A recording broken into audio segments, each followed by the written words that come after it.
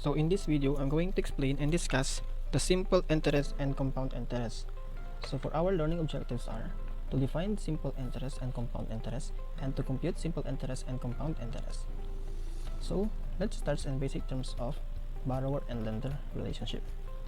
So borrower is the one who borrows money and the lender is the one who lends money. So si lender, pwede siya maging si individual, pwedeng si company, pwede rin si government. Sa borrower, pwede rin na individual, company, or government. Si lender, siya ang taga-supply or supplier of funds, nagpapautang sa mga borrowers. Si borrowers naman ang magbabayad ng principal amount plus the interest rate. So that's the basic of borrower and lender relationship. So si lender, papautangin niya si borrower at si borrower kailangan niyang bayaran yung uutangin niya kasama ng interest. So usually ginagamit ito sa mga bangko at possible din or pwede rin itong gamitin sa mga normal situation, like for example si student A umutang siya ng 100 pesos kay student B and si student B kailangan niyang bayaran si student A. Ngayon possible na si student B, si lender, pwede siyang magbigay ng interest, pwede rin hindi. Pero usually, nagkakaroon lang ng interest kapag medyo malaki yung utangin. Tulad ng pag umutang ka sa bangko. Kapag umutang ka sa bangko, bibigyan ka nila ng interest. So, para makasiguro sila na magbabayad ka ng uutangin mong pera. So, sa pag-uutang, meron tayong tinatawag na interest. So, meron tayong two types of interest, na simple interest and compound interest. So, again, si lender ang nagpapautang ng pera, si borrower naman ang uutang ng pera at magbabayad ng utangin or magbayad ng interest plus the principal kay lender. So, here meron tayong two types of interest, the simple interest and compound interest. When we say simple interest, these are the interest is earned only on the principal amount. Ibig sabihin, interest lang siya. Ito yung mga interest na one time only. So, isang beses lang siya magbibigay ng interest sa principal amount. So, sa kabaliktaran naman, sa compound interest, these are the interest is earned on both the principal and accumulated interest of prior period. So, when we say accumulated, ito yung mga patong-patong na interest. So, nadadagdagan. So, for example, ngayong taon, ang babayaran mong interest ay sa 100 pesos ay 0.2 and for the next year, yung 100 pesos mo, nagdagan na ng interest rate or interest amount plus another interest ulit. So, sa madaling salita, ang compound interest ay patong-patong na interest na kailangan mong bayaran. So, uulitin ko, sa simple interest, one time only the interest, and the compound interest is accumulated interest or may patong-patong na interest na kailangan bayaran. So, simple interest formula: interest times principal times interest rate times time or years or period. So, I is the interest, P is the principal, R is the annual rate return or annual interest rate, and T is the time or in years. So ulitin ko, the formula is I is equals to P times R times T. That's the formula of simple interest. So the formula of compound interest naman, A is equals to P times open and close parenthesis of 1 plus R over N raised to N times T. So A is the amount, P is the principal, R is the rate of interest, N is the number of times per year or interest is compounded. When we say N, ito yung mga mode of payment, kung annually ba siya, monthly, quarterly, semi-annually, weekly, yan, and so on and so forth. Mode of payment, kung ilang beses siya magbabayad sa isang taon. So T naman is the time in years. So ilang years ba siyang magbabayad, ilang years ba yung kontrata, yan. So here's the example problems. Number 1, in simple interest, Chris Aquino borrowed 2,600 from the bank at the time or at the interest of 5%. So what is the simple interest in 3 years? So first step, identify what is being asked and what are the given. So in this problem, we're looking for simple interest. So for our given, the principal amount, which is P, is equals to 2,600, and the interest rate, which is the R, is equals to 5% or 0.05. And for T, or time, is equals to 3 years. So second step, write the mathematical equation for your word problem. So we use the interest or simple interest formula, which is I is equals to P times R times T.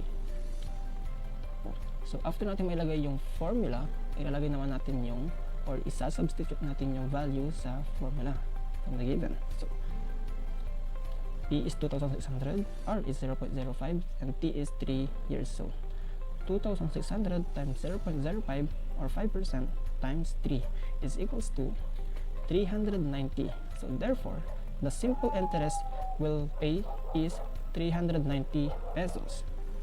So another example of interest or simple interest. Cardo Dalisay borrowed 500,000 pesos from the bank to start his own business. He agreed to pay it for 10 years with an interest rate of 2%. From here, find the amount of interest. So first step again, identify what is being asked and what are the given. So in this problem, we're looking for simple interest. So for our given, the principal amount is 500,000, interest rate is 2%, and time or years is 10 years. So for our second step, write the mathematical equation. So we use the mathematical equation of simple interest, which is the I is equals to P times R times T. So 2,600 times 0.05 times 3 is equals to 390. So therefore, the simple interest she will pay is 390 pesos. So let's proceed for the another example. Cardo Dalisay borrowed 500,000 pesos from bank to start his own business. He agreed to pay it for 10 years with an interest rate of 2%. From here, find the amount of interest. So first step, identify what is being asked and what are the given. So in this problem, we're looking for simple interest again. So for our given, the principal amount is 500,000 pesos, the interest rate is 2% or 0.02, and for time is 10 years. Second step, write the mathematical equation for your word problem. So in this problem, we're using the formula of simple interest, which is I is equals to P times R times T. So after natin mailagay yung formula, substitute natin yung value. So 500,000 pesos times 0.02 times 10 is equals to 100,000 pesos. So therefore, the simple interest she will pay is 100,000 pesos. So let's proceed for the example for compound interest. So Cardo invested 90,000 pesos at the bank that offers 9% interest rate compounded monthly. Find out how much the future value and the compound interest after 5 years.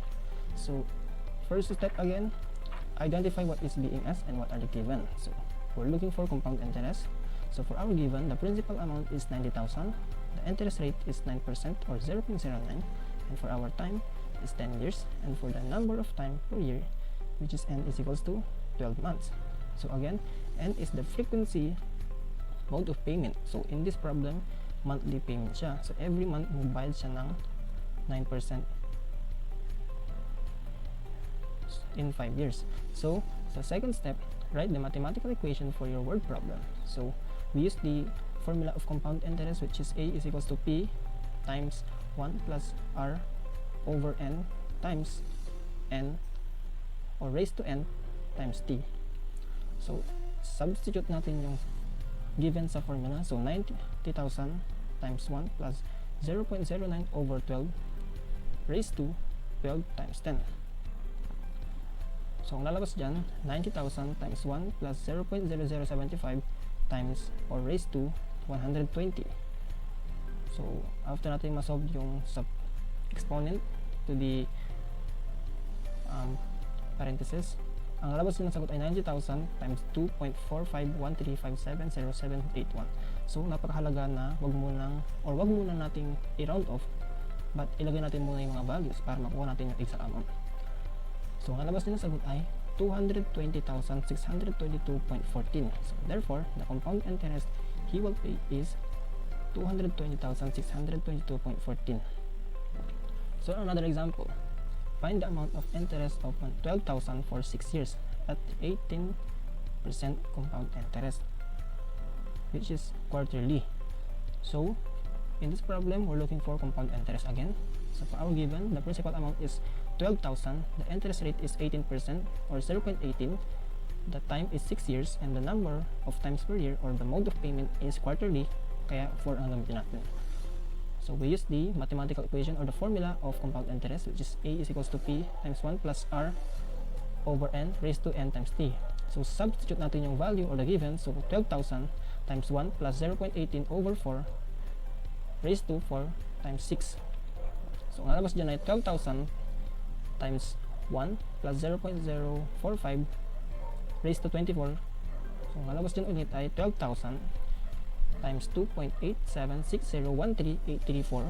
So uulitin ko, mas maganda na ilagay muna natin yung value, wag muna tayong mag-round up para makuha natin yung exact amount or exact compound interest or interest na kailangan bayaran ni client. So lalabas dyan ay 34,512 pesos and 17 centavos.